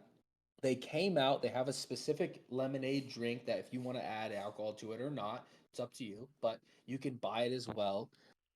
We've talked about doing it. We might do it this year. We can't get the drink thing. They sold out within minutes, but we might be able to do the food thing this year. Yeah. Just to be able to experience it and talk dope. about it, see if it's worth it. It'd be fun. Super dope. But with that being said, the cool part of the Masters, if you're a winner of the Masters, you get to choose the Masters Champions Dinner. They have a prefixed menu that's one of the most published things that's in golf. And Scottie Sheffler obviously has chosen pretty much the identical dinner that he did last year. So we'll put it up on screen here. And we thought it would be fun to be able to come up, not only see some of the best Masters dinners in previous years, but also come up with our own. So we can read off Scottie's dinner here for a second, and then you'll see obviously his dinner from last year, and it's almost verbatim. There's a little bit of some Easter egg stuff here if you know about how he injured his hand at the beginning of the year. But so you got the appetizers, cheeseburger sliders, fire, firecracker shrimp, fire, Papa Chef's meatball and ravioli bites. I will say I'm not a big ravioli guy, but I mean, if Papa Chef's cooking it up, we gotta at least try it. Yeah. First course, you're gonna be looking at a Texas style chili. I love chili. I'm a big soup guy. Just know Scottie Sheffler is a Texas-grown boy in terms of he went to UT, so this is right, and you can see it's influenced. Main course, you're going to have the choice of a wood-fired cowboy ribeye or blackened redfish. You can't really go wrong with any of them. You can either get a steak or you can get some good redfish. I like both of those. Both of them very easily to go through. For the sides, it looks like we got family-style macaroni and cheese. Love some mac. Jalapeno creamed corn. Soy-glazed bruschetta sprouts. Is that Brussels or Brussels? Brussels. Maybe? Brussels. Oh, Brussels sprouts. I can't see the I could have sworn that was a T. Bruschetta sprouts. Oh, dude, put the high noons down. Oh dude. man. And then chipotle lime roasted sweet potatoes. That sounds good. fire. The meal itself sounds good. I wouldn't say it's that cohesive. It's kind of Right. like hodgepodge a There's little bit. And I nothing would crazy say, out there. you guys will see in a second. We both made what we would make for our Yuda's Champions dinner, and and I'll dive into why I picked mine. But we're gonna go through a couple of the more notoriety of Champions dinners here. So Looking at John Rahm's. Let's see if I can get it a little bit bigger. All right. I'm not going to be able to pronounce any of this. yeah, it's a lot of Spanish dishes. Let me see if I can zoom in. I can try to pronounce them for you. Yeah, it's all you, brother. I can't. I can botch it. I can botch it. Let's go with botch it. Let's try it out. Throw an accent on it. Throw an accent on it too. Topas e pintos. Yeah, okay. Ibericos, acorn-fed Iberian ham, cured pork lamb. Just read the titles. And then we go Idiazabal, cheese, black truffle. Tortilla de patatas, Spanish omelet, got that? Do you know what that onions. is? You know what that is, right? Spanish omelet, onions, confit potatoes. I know they're patatas. Patatas. All right. All right, then we got a chistorra con patata. That's another potato. A lot if of you didn't know, potatoes. spicy chorizo potato, and then you got lentejas estafadas. Mama Rom's classic. You might be Spanish. I might be. Yeah. Some say I do eat chicken, cheese, and rice every day. Hey, people been whispering. They've been at a silent whisper. Mama Rom's classic lentil stew. All right, Sounds fire. I'm gonna be honest.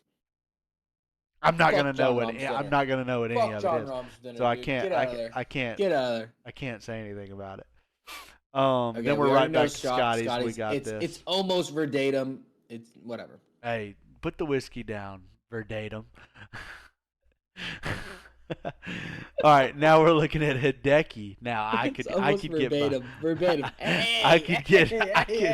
Yeah. Time out over there. All right, so we got Hideki's Masters Club dinner. You got appetizers of some assorted sushi, sashimi, nigiri. Whoa. I almost said sashimi before I said sushi, and I kind of mixed it in there. Assorted sushi, sashimi, nigiri, yakitori, right? chicken skewers. That sounds fire. I'm a big This sushi is great. guy. This is a great dinner. Yeah, this is low-key glazed close black to my cod. dinner. I love some miso. Glazed black cod, dashi broth, Miyazaki Hideki is wagyu. not my favorite golfer. Not even close. I like him a lot, but his Masters finish is one of my favorites because of his caddy. Yep. So much respect to the game. Seeing his caddy stand, hold the flag, and I guess this is something he does at every golf course. Mm-hmm. When they finish, he bows to the golf course in respect for the battle, the honor. Right. It's almost like if two samurai warriors are. I mean, you can talk about a lot of different MMA styles that shows respect like that. Where, yeah, you're fighting, you're trying to kill each other, but like at the end of it, they have a respect for each other. A respect, but they also have like a discipline. They spent years about a discipline of control mentally that when it's done, and they respect each other. Same thing with this golf course. Like, I think that's so fucking cool. And then someone made 100%. A t-shirt out of it. Someone made a t-shirt out of it, and I think I need to get one. It's the coolest t-shirt I've ever seen. So then we go into the Miyazaki Wagyu. I'm 100% behind Wagyu. Yeah. It's amazing. Yeah, buy me in. Yeah. Then a Japanese strawberry shortcake. Fluffy sponge cake with whipped cream and Amau strawberries. Yep. I'm down. I'm in. Served in honor of Mr. Hideki Matsuyama. DJ. I know I'm going to like DJs. Just because I know DJ. Appetizers, pigs in a freaking blanket, brother. If you want me at your house and you want me up and ready to go, make me a pig in a blanket. And then some That's a lobster great dinner corn right there. fritters. Let's go down to 2018s. 2018? So I want to see Tigers for sure. Right here. Here's 2020. Which See if actually, fuck see if I can Patrick get in Reed. there. Okay. Wow. Okay. Masters Club dinner. This is a the Augusta simple roll. dinner. I didn't know they had their own roll. Tempura shrimp, spicy tuna, avocado, eel sauce, tempura flakes, Something about this pickled dinner, ginger, wasabi, and soy the sauce. winner that chooses the menu also gets to choose the chef. So if they have something Yeah. specific at a certain restaurant, Right. the Augusta will fly them in and make sure that they are there to take care of whatever that specific entree or whatever course is. That is pretty cool that it's the Augusta So- roll. Yeah, the fact that Tiger picked something from Augusta itself, Right. it lets you know that they're Sounds not fire. like, we know that they're prestigious, so they're putting Yeah. money into everything being upper Right. echelon. So not too surprised, but no one else picks that. Everybody's trying to be a little different, you know. Like look at John Rahm's culture is not from here, so I respect it, but it's so Right. different, you know. Like people are trying to be different. Right. Just trying to bring a piece of home, it seems like Yeah. everybody does. Yeah, I like it. I respect it. Yeah. Then you got a prime see what steak, Patrick and Reed's chicken bitch ass made. fajitas, grilled vegetables, refried beans. So they kind of Yeah, it's a Oh, solid meal. It's just a solid meal. solid.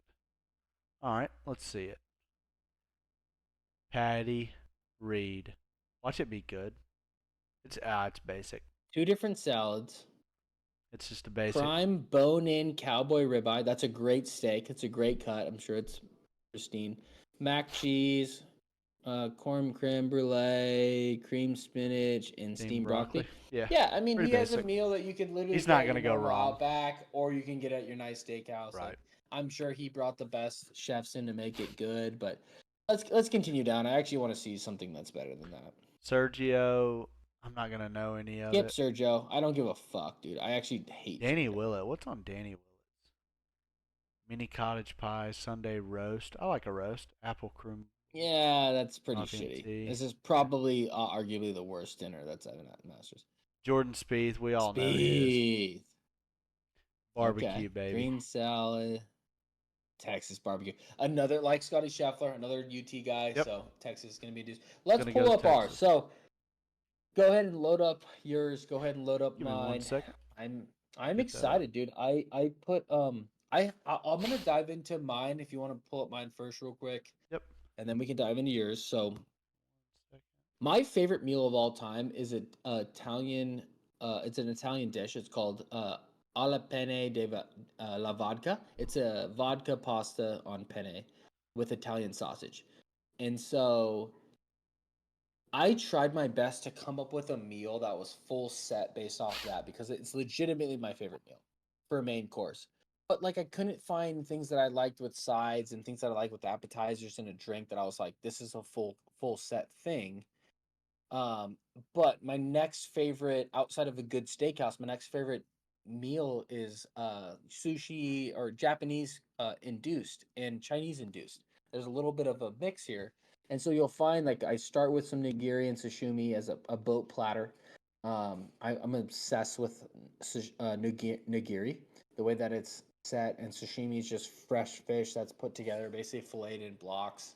Delicious.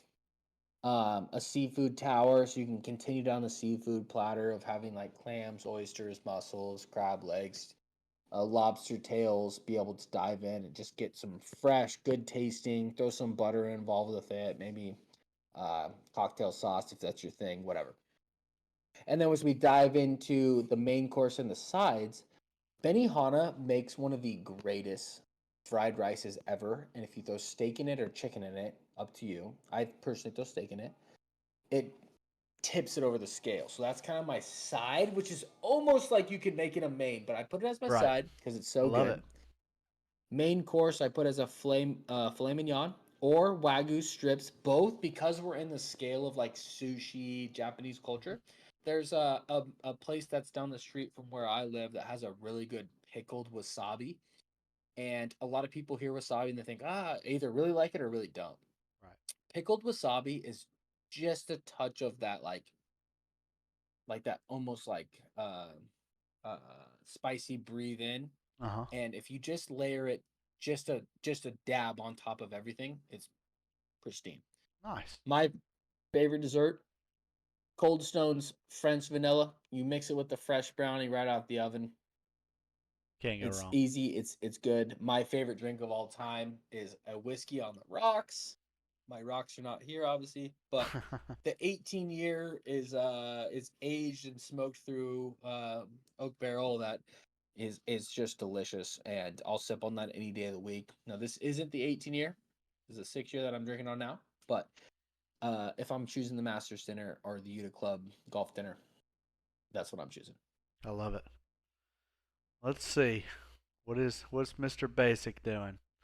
All right, so for mine, It's not that basic, dude. I You know. literally you're I downplaying have, your meal a little bit. I have dabbled. Well, Yeah. I mean, everybody's always known me as the basic guy: chicken, cheese, and rice, chicken tenders and fries everywhere we go. But whenever whenever I want something really good, I can get a little out there. So, I mean, you're gonna start out with your appetizers. We're gonna go with the Rockefeller oysters. I love a spinach and artichoke dip, and them just putting that on top of an oyster just makes it taste so much better to me. I throw a little bit of hot sauce, a little bit of salt in there, and you got all the butter that it's sitting in. Can't really go wrong in it. You can always put that on a crack dude. Then, if you know, you know. We gotta have a You know. We gotta have a blooming onion in there. I mean, I'm gonna throw you guys. I'm Yeah. gonna cut Scratty off real quick because I need to let you guys know.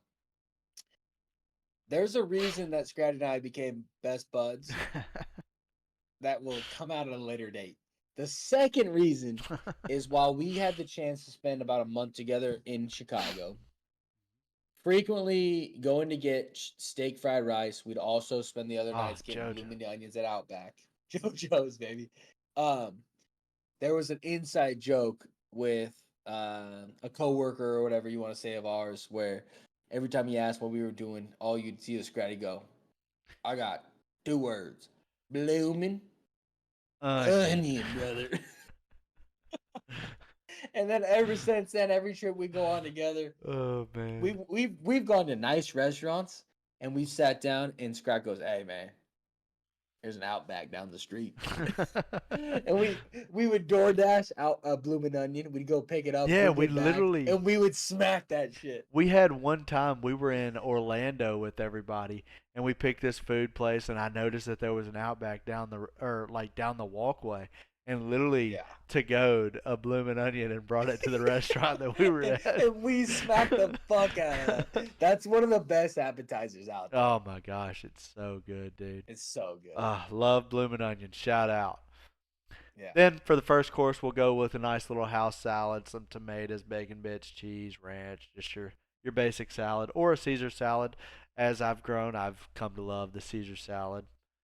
And then one thing that I've been on for a while now, every time I go to a fancy restaurant, lobster bisque, dude. I love good. lobster It's good. freaking bisque. I looked up how to make it. Not happening. Not going there. I'll go to my local Costco and I will pick it up and it'll be Violence. made for me. Yeah. Not going through all that. Then we look at the sides. Gonna go lobster again. Gonna get some lobster with some mac and cheese. Absolutely amazing. With some garlic mashed potatoes. You can't go wrong with that, especially when we dabble into the little Wagyu filet. Take you a nice little Wagyu strip. Take you some potatoes. Maybe even throw a little mac in there if you're feeling a little froggy, and just take you a bite of that. We got the We're on the same Wagyu filet page. filet We're on mignon, the same page. and then a black and red fish. Can't go wrong with red fish. I love red fish. Ever since I was a little kid and we went out fishing in the ocean and actually caught redfish, fried it up, I've always loved it. And to end it, we've got a nice easy dessert with a vanilla bean ice cream on top of a warm fudge cake. I mean, that's a good Hard to beat. I would definitely say I went through making my different meals, and I came up with my assortment to try to be on brand for something that I would order if I was at a Japanese restaurant. Yep. And what I love, that's literally like my second favorite genre of food. It's hard to make for me. It was hard to make like a full dish of Italian stuff Right. based off my favorite meal. But my wife looks me dead in my eye and goes, "Can you go ahead and win the Masters so we can have this?" I said, "Baby, we don't have to win the Masters to order We this. can just we can order we this can just tonight. make it. We can do this tonight." Yeah, we can So make it happen. sometime in the next 2 weeks, we'll probably be making this meal, Hey. and I'll put together a little montage That'd be of a it. sick, And sick little. yeah, Like imagine you just get a little printout of the sheet and everything, get it sitting there, kind of walk yeah, in. have this a is menu. this is it right here. That'd be sick. Yeah, maybe I'll spoil her in the new baby And in a good yourself. meal. Don't you forget yourself, brother. That's a good point. You Abby. have That's a you good have point. Now, a my baby you can't have eat, one on so she'll be taking Hey, a she formula can for sure. take photos. Yeah, exactly. She can be on the camera. We'll put her in a caddy Put her to suit, work. and I'll wear this. Yeah. Love it. Beautiful. All right, that is the edition of episode 2 of the 19th Hole Pod. Cheers, brother. It's been Cheers, another brother. fucking pleasure. I can't wait for June. It's been too long since we've obviously personally seen each other. Yep. But Can't good wait things to to get out there. come. Obviously, we plan to go low, and stay tuned for next week. We have our next edition, episode 3. A lot more stuff to come. So we love you guys. Like and subscribe. Hit the channel, blow it up. Yuda Golf to the moon. We'll see you. We'll see you. Cheers. Cheers, boys. Boop.